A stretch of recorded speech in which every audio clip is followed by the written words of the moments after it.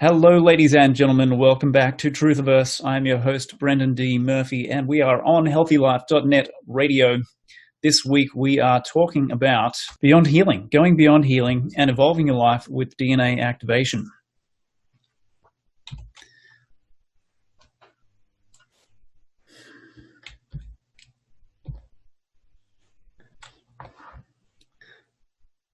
Now, some of what we're going to cover in this episode is going to include personal growth made easy, tapping into our potential. We're going to talk about sound healing a little bit. We're going to talk about what DNA activation is and how it works.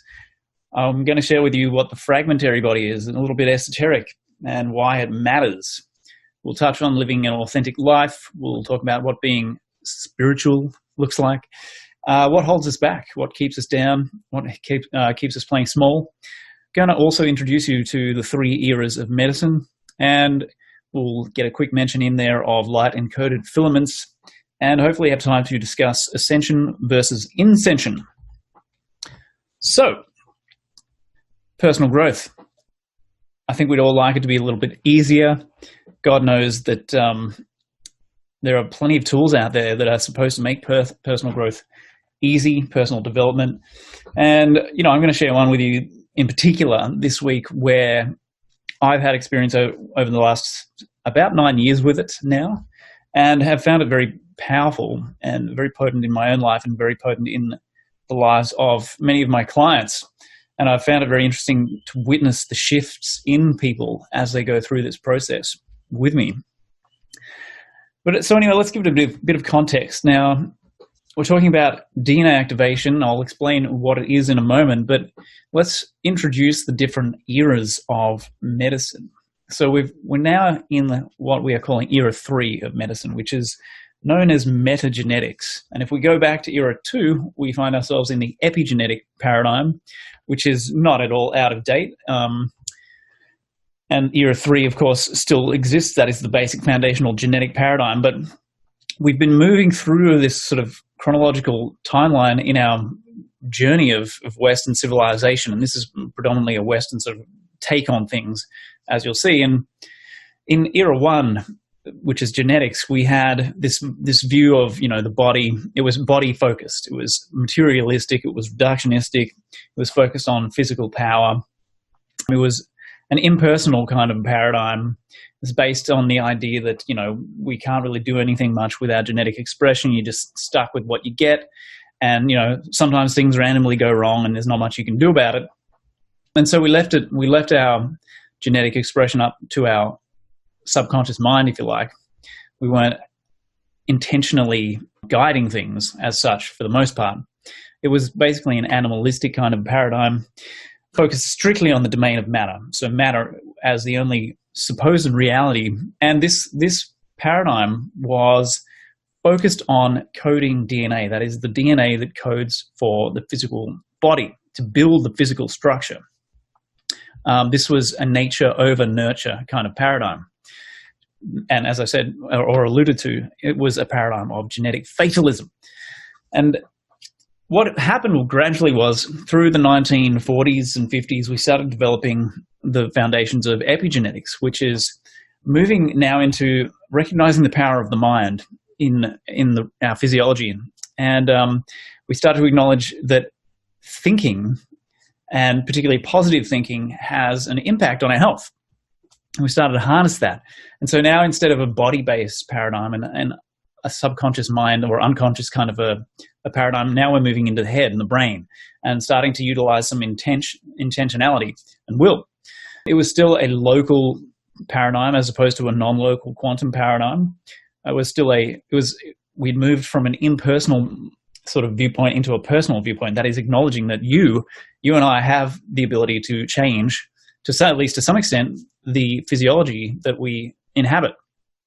And this was, rather than being animalistic, it was an individualistic look at things. And now we've moved from the domain of matter, the so-called sort of bricks and mortar matter, the idea of atoms as these little billiard balls that bounce around, colliding with each other randomly. Now we're moving into the idea of utilizing light.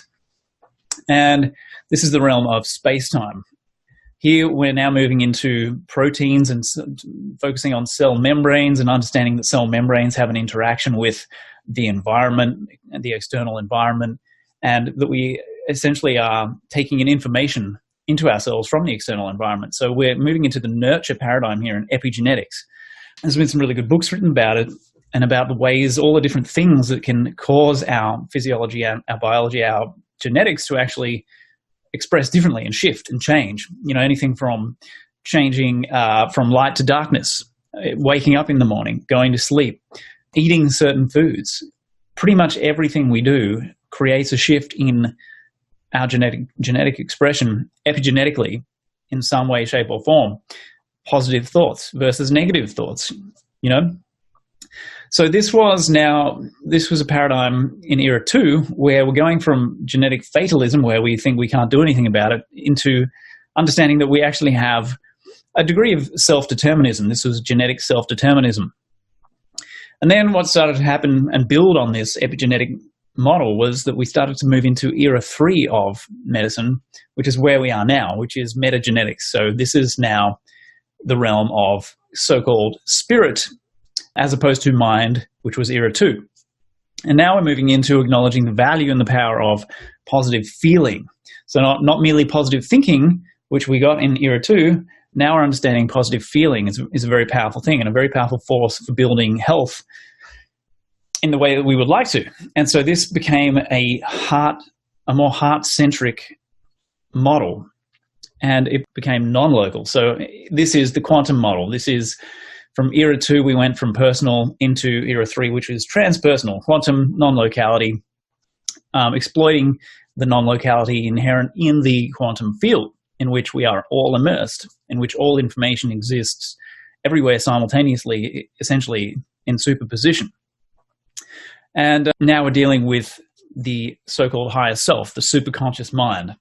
And rather than being individualistic, as we were in era 2, we move into a Unitarian kind of a perspective and paradigm. And this metagenetic paradigm, inside it, we can acknowledge that things like distant healing, remote prayer can actually have a positive impact on our biology. And we've actually seen that there have been many experiments done in the scientific realm on this with robust results. And it doesn't matter which deity you pray to, you will still get a result. You can create effects regardless of who your God or what your God happens to be. And I detailed some of that in my first book, The Grand Illusion. So if you haven't checked that out and you're interested in this stuff, you probably want to do that. Check it out. There's a lot of fascinating research in that. And so now we've moved from proteins and cell membranes into focusing more, in era 3, focusing more on potential DNA and non-coding DNA, so-called introns. So coding DNA is known as exons and non-coding introns. So that's where we are now in the metagenetic paradigm. And this is essentially the view of intelligent design. This is a model of, essentially, for want of a better term, we can call it intelligent design. And not because we're religious, but simply because we acknowledge that that's the only way anything actually makes sense if you end up thinking things through to their logical conclusions. And so this paradigm, this model, era 3, is based on consciousness as the substrate or foundation of reality itself. So that's a little bit of an overview of where we're going with this discussion, and particularly in talking about this so-called DNA activation, which we'll explain. What holds us back in life frequently is our addiction to what we know, our addiction to the familiar. And for the most part, we do this because we're not aware, or we're not uncomfortable enough to make a change. Humans are very good at staying where they are. We like to be comfortable, even if our comfort zone is actually really uncomfortable and it's quite traumatic or tormenting.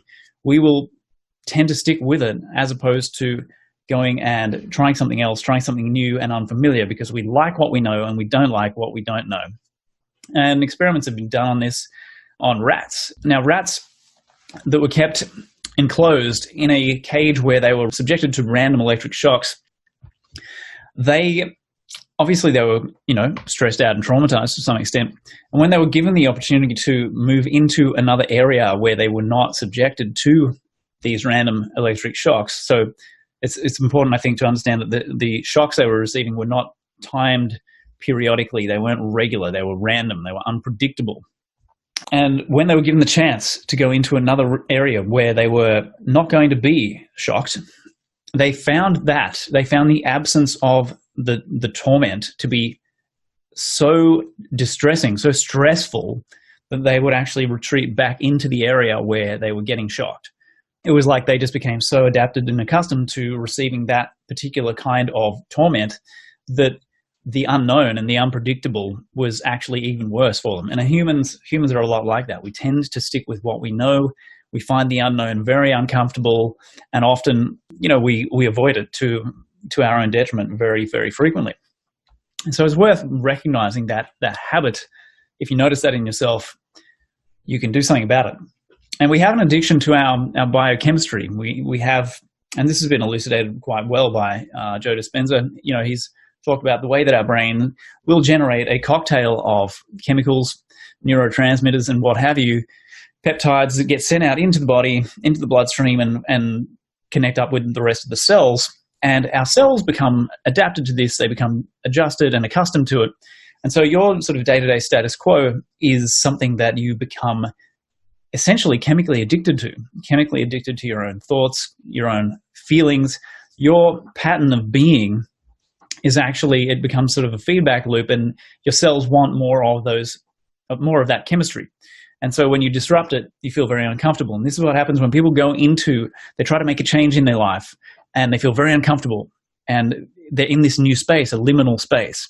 And it's sort of like the rats going into the new cage where they're not getting shocked. Now they're in a liminal space. It's the unknown. They don't know what's coming next. And even though they're not getting electrical shocks, they're actually finding it quite distressing.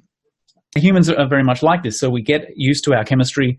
And then when we try to, for example, an alcoholic tries to quit drinking, a smoker tries to quit smoking, any kind of, if you've got a caffeine addiction, maybe you can relate to this. We try to break the pattern, and it even applies to new business opportunities. I operate in the entrepreneurial space online, and I've seen over the last 3 years, I've seen the way that humans come up with the most ingenious ways of sabotaging themselves and sabotaging a new opportunity. And you'll hear some interesting phrases like the all-time classic, for example, "Oh, it just doesn't feel right." And usually what someone is saying to you when they make that statement is that their biochemistry has been altered because they've gone into a new space. They're thinking different thoughts. They're feeling different feelings. They're doing different behaviors, and they're trying this new thing. And it's the liminal, the unknown, the unpredictable. It's different from what their biology was established and used to. And they're not handling it very well. Their cells are going ballistic and screaming at them, "Hey, what have you done? Where's our normal biochemistry? Where's our normal peptide hit? What are you doing?" And so people go, oh, it just doesn't feel right. I'm getting out of here. And that has to do with something called the emotional cycle of change, which we'll talk about in another episode. I think it's very, very useful to understand that what's happening when you try something new in your life is actually your biology will resist you, and you need to be aware of that when you go into it, and you need to be able to work with that and work through it. Okay,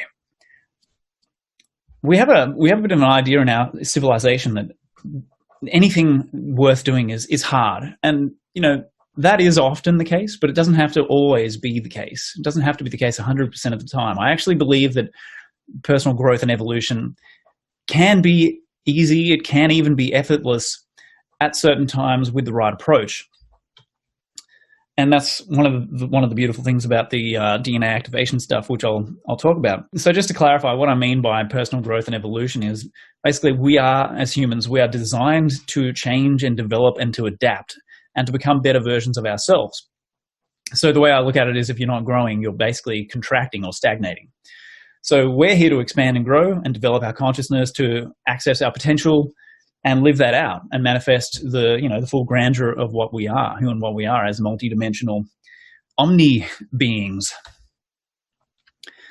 So imagine what that might look like if you were tapping anywhere near your full potential. I don't even know if that's, the term full potential might actually be meaningless. We may have such unlimited potential, but if you even got to 50% of it, your life would look radically different. And so that's one of the things of interest to me, is helping people to do exactly that, get unstuck, feel like you're part of the universe and woven into it and therefore supported by it, and make your life easier, make it unfold more synchronistically, more effortlessly, upgrade your consciousness as you upgrade your health, this kind of thing. And so we're going to look at this idea of mind at large and the evolutionary direction that the collective consciousness and individual consciousnesses that make up the collective is actually traveling in, this sort of arrow. So what we have is a formula here, which is basically the individual goes through an altered reality, an altered state of consciousness, or they have an extraordinary experience that is outside of their established sort of bounds of familiarity. Now, what happens after that is then we have to go through a period of integration and synthesis and make sense of that. We bring it into our identity and it becomes part of us. Ultimately, the end result of that process is that we become a different person. We become a new person, if you like, a new human. And so we want to be doing this in a way that serves us. So we're going to talk about something called the fragmentary body. And I mentioned earlier something that, this idea that we are really good at holding ourselves back and limiting ourselves. And one of the factors that plays into that and feeds that and supports that dynamic is this thing called the fragmentary body, which I'm going to return to in a moment. I wanted to plant that seed. So we're going to deal with the fragmentary body using sound and intention. And this is to do with epi-genetics and also metagenetics, where we are exploiting the non-coding DNA, the very malleable non-coding DNA or jumping genes in our biology, in our genome, to remodel ourselves and upgrade our health and consciousness. So we can actually use sound and intention to speak to, communicate with our genes. We can turn certain genes on, certain genes off. And it's about becoming an embodied human. That's why we utilize these modalities. I mean, there are a lot of different modalities to support personal development and growth out there, just countless. But there are very few that I feel like I can justify paying attention to or investing energy into. So I'm going to share one with you that has been the case, where I have done that and invested time and energy into it and seen some really interesting things. One of the keys to living our potential is activating or accessing the prefrontal lobe. This is the executive suite of the brain. This is the most highly evolved part of the brain. It's the most interconnected part of the brain. It has more connections to all the other parts of the brain than any other part of the brain does, if that makes sense. So this is where someone lives from if they are living a life of intentionality. If they're living consciously with intent, they are lighting up their prefrontal lobe. This is the part of our brain that it really makes us human and separates us from the animal kingdom. And, this is where we get our sense of humor from, our creative thinking, our advanced thought processes and conceptual ideas and frameworks comes out of the prefrontal lobe. So I'm going to share with you a little bit more about the background of how I came into contact with the DNA activation scene and, how that came about, what it meant for me in my own life, some of the effects I saw by doing this work on myself, and what it consists of as well. In my case, this happened around the year 2010. At the time, I was deep in the process of writing my first book, The Grand Illusion. I was very much immersed in it. I was living the life of a hermit, reading, writing, basically, anywhere 8 to 12 hours a day. And then most days I was also squeezing in a couple of hours on the guitar as well. That was basically my life for about 5 years nonstop. And so in the course of doing that, I found a book called Conscious Healing, which was actually very, very compelling. It was one of the more important books that I've come across. And the author was a guy in the US called Sol Luckman. And he had developed a method for, so-called DNA activation. Now, his journey actually began as the result of a very severe, almost life-threatening abreaction to a couple of vaccinations he got because he was going to go traveling, and he got them on recommendation, your doctor's recommendation, what have you, and had a very severe abreaction, became allergic to just about everything, ended up with chronic fatigue, had to sleep for 20 hours a day, couldn't eat basic vegetables, became allergic to almost everything. And he went to every specialist, every doctor. He felt awful. He was in horrible condition and just couldn't get out of it, couldn't find a way to heal the damage. And he tried all of the alternative people, everything you could possibly think of under the sun, and no one could really help him until he actually got a little bit of help through Qigong, which he found was useful for building his energy levels back up. But he noticed that if you'd miss a day or two of practice, that his energy would start to go downhill again. He'd start to crash. And so he realized that whatever the Qigong was doing, it was a good thing and it was supportive, but it wasn't getting into the roots where the damage was done. It wasn't undoing the foundational damage. So anyway, long story short, he went through this 10-year journey of trying to find a solution. And the upshot of it was that he woke up with these codes, these sequences of vowels, of letters that constituted, as I said, a code that he realized needed to be chanted and vocalized in a kind of quasi-shamanic way. And he ultimately ended up pairing it with what we're calling the solfeggio scales of solfeggio tones, which is probably not historically quite accurate, but that's how they're popularly known now. And he found that by doing this method, this chant with this particular sequence of vowels that showed up in his consciousness fully formed, that it triggered a very powerful, profound healing process. And not just a healing process that undid the damage, but that actually brought him up to a higher octave of, personal evolution, if you like. And so I became friends with Sol. I've been friends with him ever since, and, an advocate of his work and a supporter, and also a practitioner of this method, which he called the regenetics method. And so it was in September 2011, I actually did the very first activation on myself. It's called potentiation. And I saw immediate benefits. I noticed that my shoulders, which I'd had problems with chronically for 12 years, chronic pain, discomfort for 12 years up to that point, I couldn't lie on my side properly to sleep, all that kind of stuff.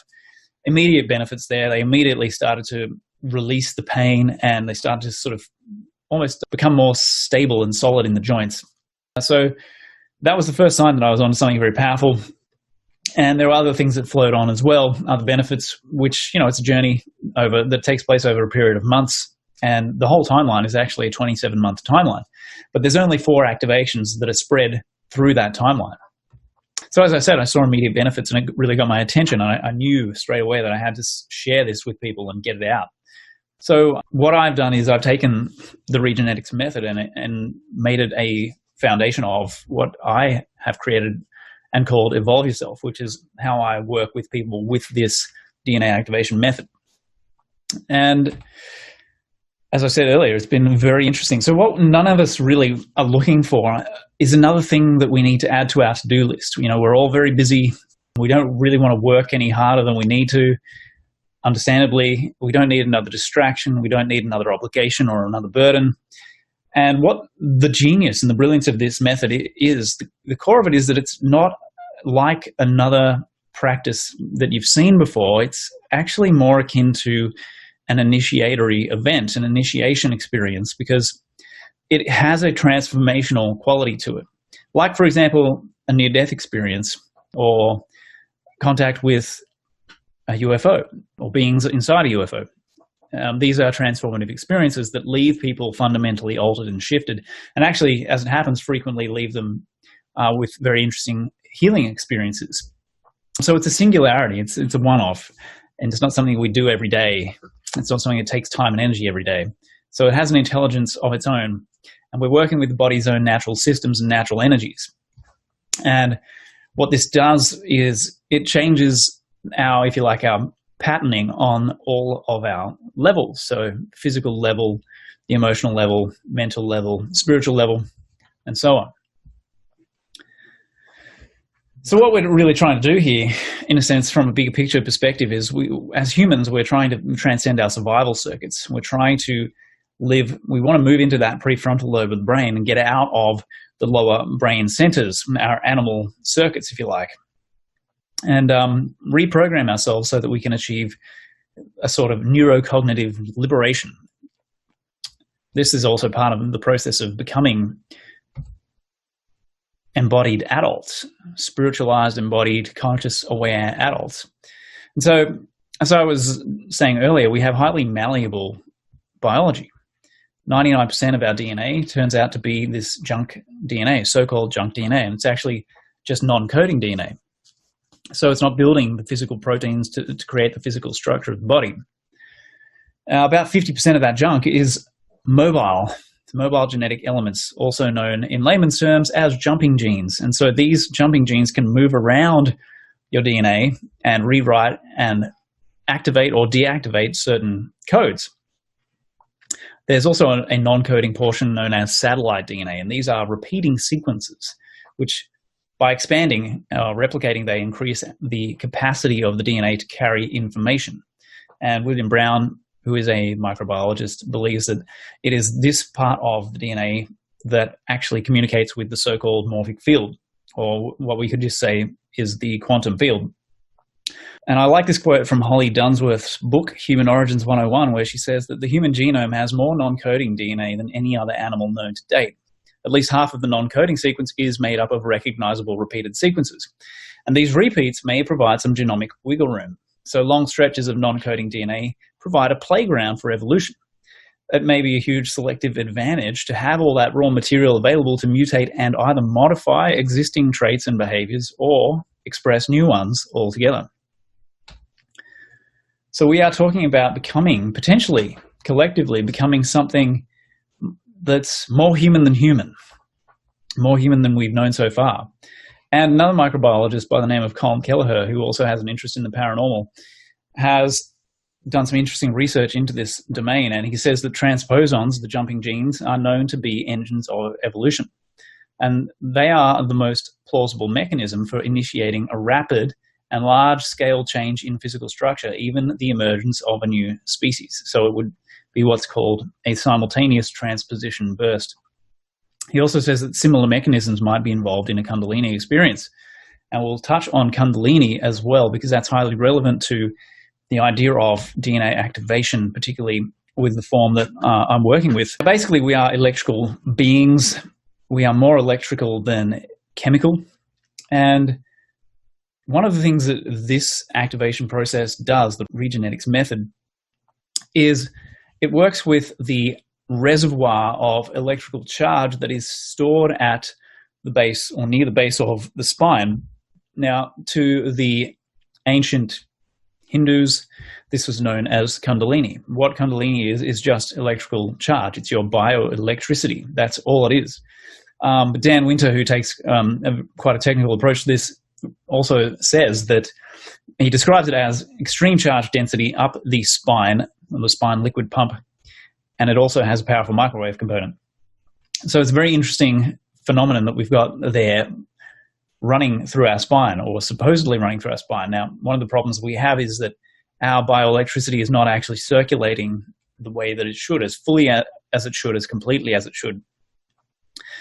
And Kelleher tells us that dramatic physical change could be described as the emergence of a new species in a single generation from humanity.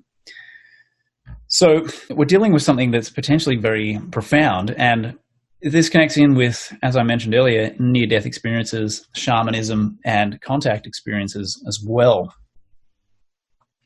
And there's a really interesting quote from Jacques Vallée, where he says, and he's done massive research into the contact phenomenon at a very high level, and he says that the symbolic display seen by abductees is identical to the type of initiation ritual or astral voyage that is embedded in the occult traditions of every culture.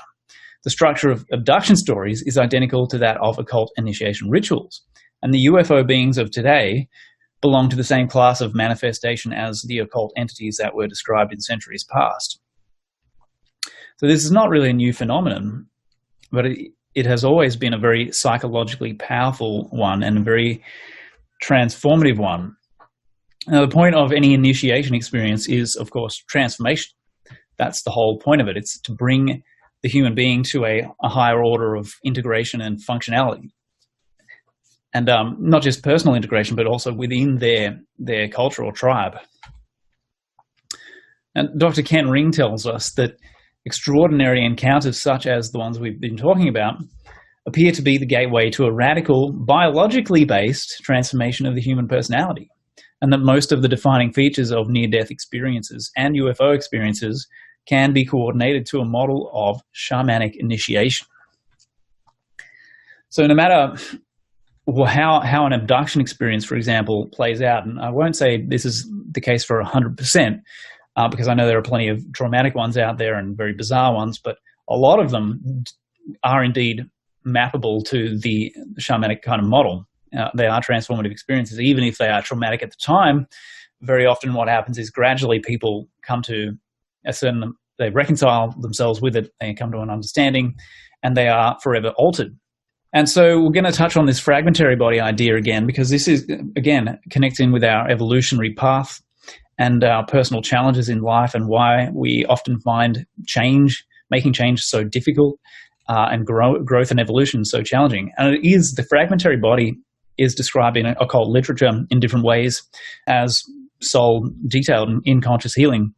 And what it is basically a distortion, an energy vacuum or drain around where people would normally locate the second chakra, the sacral chakra, above the base chakra. So this is a problem because it's so low in the system, so close to the basic foundations, that it's preventing the proper circulation of our bioenergy up into the remainder of the system, up into our higher centers of consciousness. And as many of you probably already know, that each chakra, each vortex represents a seat of consciousness, a particular kind of consciousness. And so this is our collective wound. It seems like almost everybody has this, as far as I can tell. Some of the symptoms you might recognize in your own life, symptoms of the fragmentary body. So things like living inauthentically, not being real, inheriting ancestral trauma, I think, is connected into this, feeling disempowered. Living in a victim consciousness definitely is connected. Survival mode is hugely connected here, because it is, by definition, keeping your bioenergy, your kundalini, circulating or stuck down in the lower centers of consciousness, so our survival centers. Reproductive center being the second sacral chakra, the base chakra being basic physical survival. So that's unfortunately the level that many humans are currently functioning at, and we're nowhere near accessing the rest of ourselves, or our massive capacity, our massive potential. Inferiority complexes are also connected. You can connect this into the fragmentary body. Martyrdom, you've got the supermum syndrome, stuck thoughts, limiting beliefs, many things you could potentially trace back to and associate with the fragmentary body. And it has been actually discovered or rediscovered, identified by different people in different disciplines.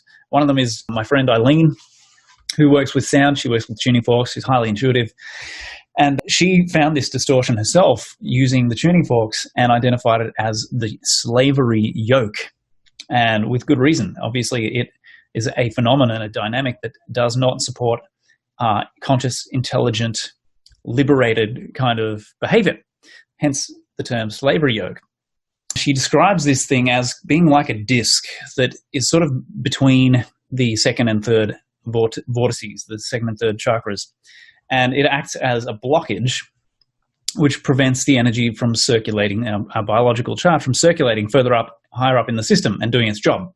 And so she says the result is either guilt and shame driven overdoing, or frustrated non-doing, or a pattern of going back and forth between the two. And I'm sure that many people out there can relate to that feeling of just being stuck, that feeling of Groundhog Day, knowing that you're limiting yourself, sabotaging yourself, and kind of wondering what to do about it. And interestingly, I gave a talk about this at the Nexus conference in 2016.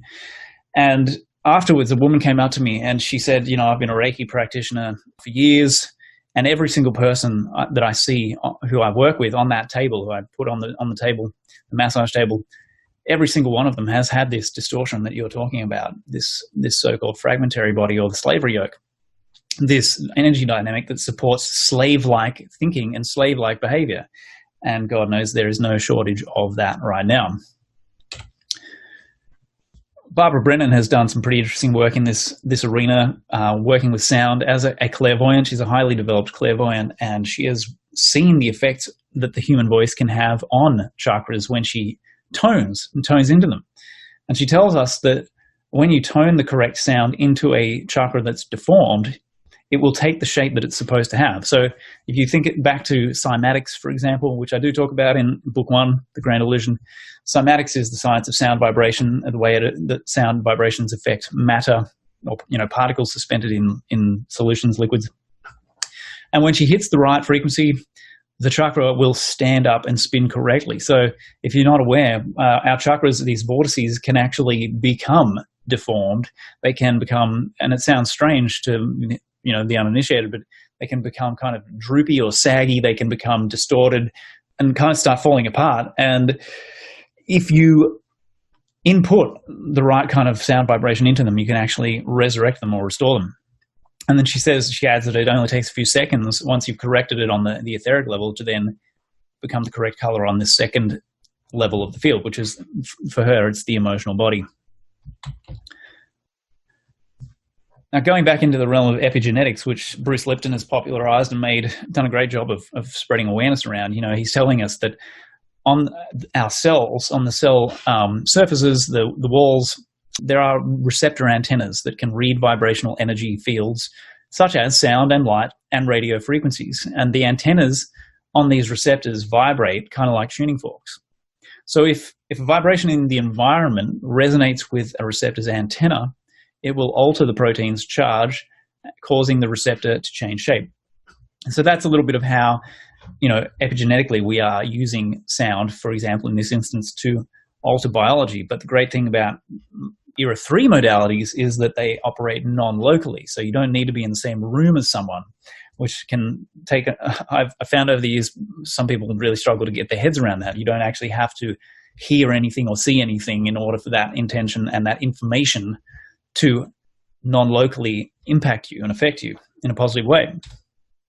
And one of the things I've noticed over the years about these kinds of extraordinary experiences or initiatory experiences, shamanic type initiations, near-death experiences, is that they tend to result in a kind of a very similar matrix of after effects.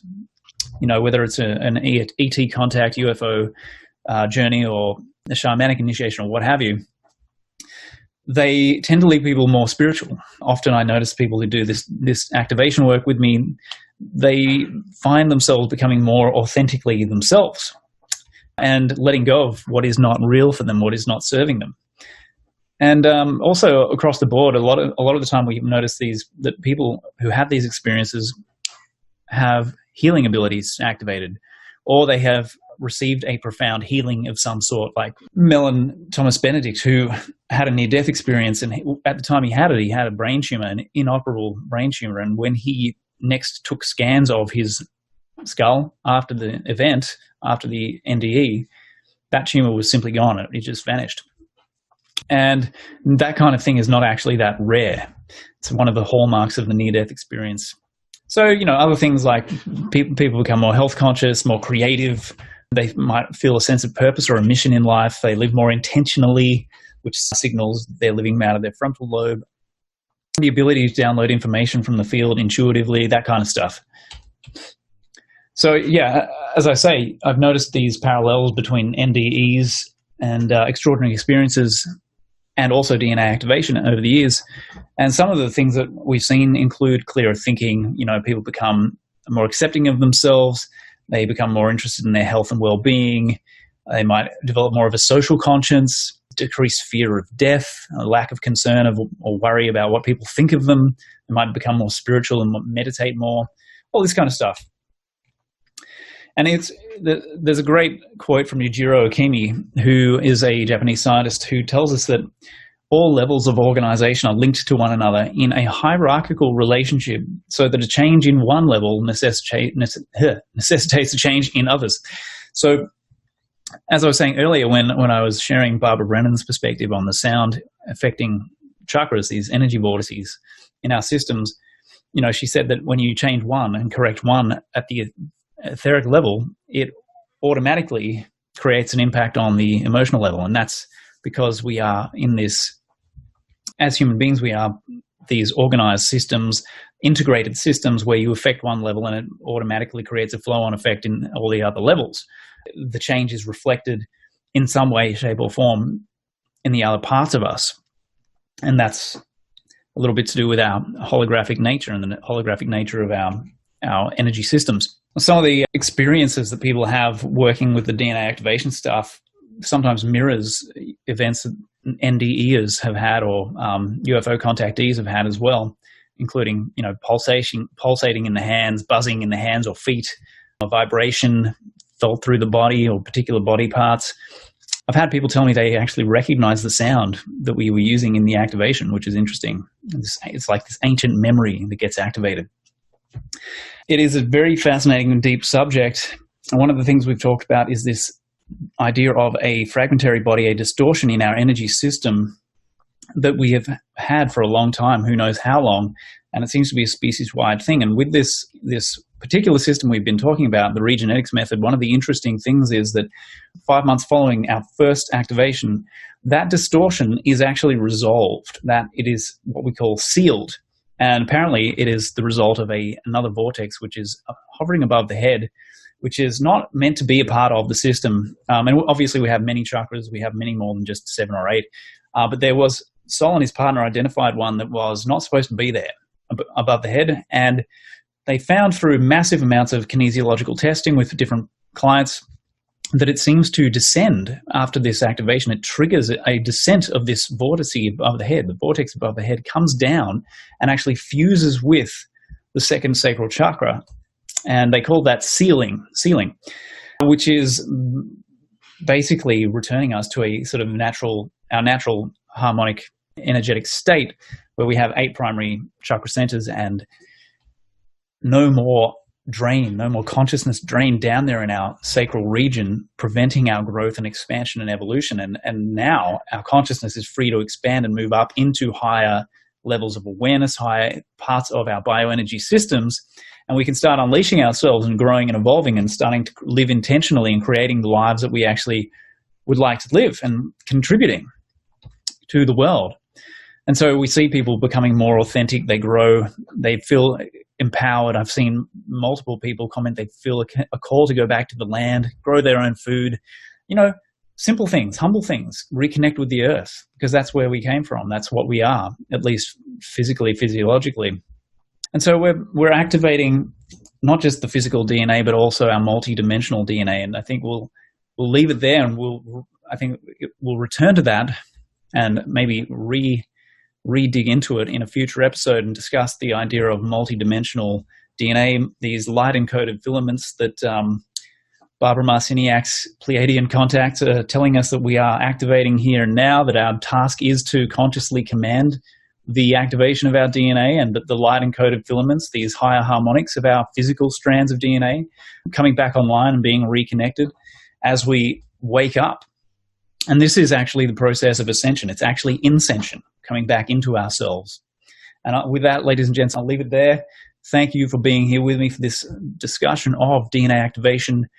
And you can learn more at evolveyourself.live, which is my free masterclass on the subject. In the meantime, I've been Brendan D. Murphy. This is Truthiverse on healthylife.net radio, and I will see you next episode. Thanks. Take care.